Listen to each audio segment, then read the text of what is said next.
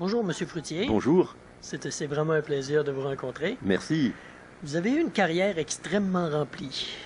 Oui, je dois dire qu'en effet, j'ai beaucoup travaillé, j'ai eu beaucoup d'engagements qui se sont succédés les uns les autres, et quelquefois c'était en même temps. Quels sont vos souvenirs les plus lointains au niveau artistique?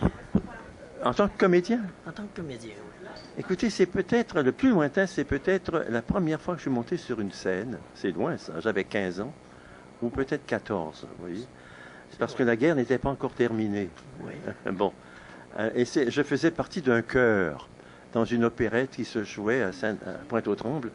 Et bon, je chantais, bien sûr, lamentablement, sans aucun doute. Et puis, je me souviens que ma première manifestation artistique, ça a été ceci, c'est que finalement, à un moment donné, je faisais aussi une figuration en tant qu'un soldat qui se promenait avec la carabine sur l'épaule, vous savez, Et avec la carabine, j'ai accroché le décor que j'ai jeté par terre.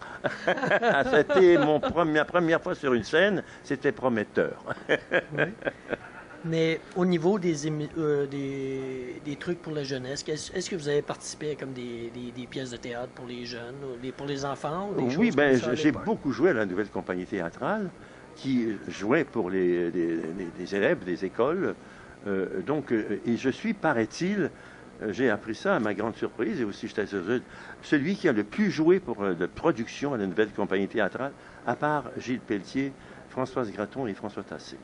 Et Oui. quand j'ai appris ça, j'étais étonné. Puis c'est vrai que j'ai joué plus de 30 productions pour les adolescents, des grandes pièces, bien sûr.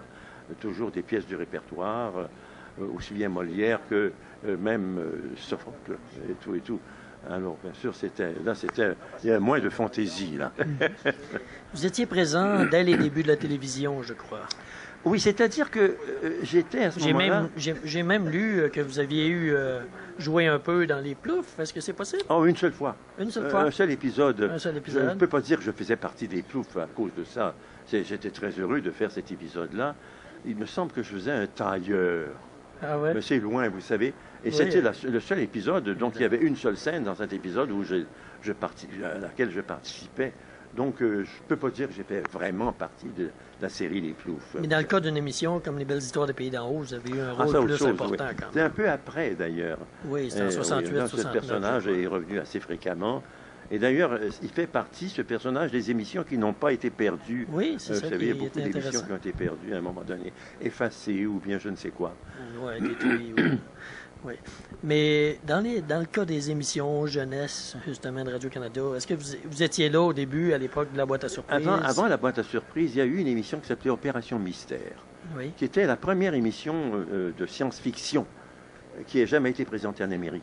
Oui, OK. Oui, parce que la télévision commençait aussi relativement aux États-Unis, hein, avec peut-être 2 ou 3 ans d'avance sur nous, mais il n'y avait pas d'émission de science-fiction à cette époque-là. Peut-être qu'il y a eu des films, là, ça, je ne parle pas du cinéma.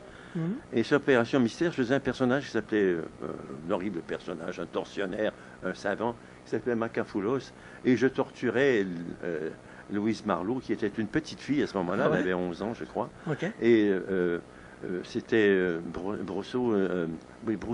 Hervé Brousseau qui faisait le petit gars.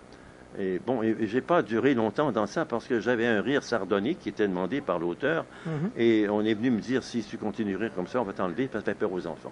Alors, il fallait bien que je continue, c'était écrit. Hein. Alors, donc, le personnage est disparu. Et puis, votre intérêt pour la musique classique a toujours été là ou ça s'est développé à travers les années? Tout ça a toujours été là. J'ai commencé à écouter de la musique sans savoir ce que c'était véritablement à l'âge de 5 ans. Vous savez? Oui. Et je savais très bien ce que je voulais choisir comme style, comme genre et tout, mais je ne savais pas encore là qu'est-ce que c'était, disons, du Mozart ou du Bach. Puis j'étais pas encore au courant de ce qu'était l'admirable musique du XXe siècle.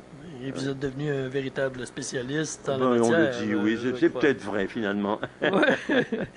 Et votre rôle à faire la voix de M. Burns? Ah, ça c'est plus récent, mais Oui. ça fait quand même, je pense qu'on est tout près de la 25e année, Oui. si on n'y est pas, où on fait le doublage en français. L'émission est plus impressionnant. ancienne que ça d'ailleurs, en américain, aux États-Unis. On a commencé, je pense, 1 an ou 2 après l'émission aux États-Unis. C'est quand même un beau rôle pour garder un contact quand même avec toute la jeunesse. Personnage et, un peu spécial, une espèce de limace épouvantable, Ouais. un monstre d'égoïsme et tout ce que vous voudrez. C'est toujours intéressant de jouer ce genre de personnage. Vous savez, comme je dis toujours, au théâtre, les plus gros vices sont les plus intéressants à jouer. Oui, absolument.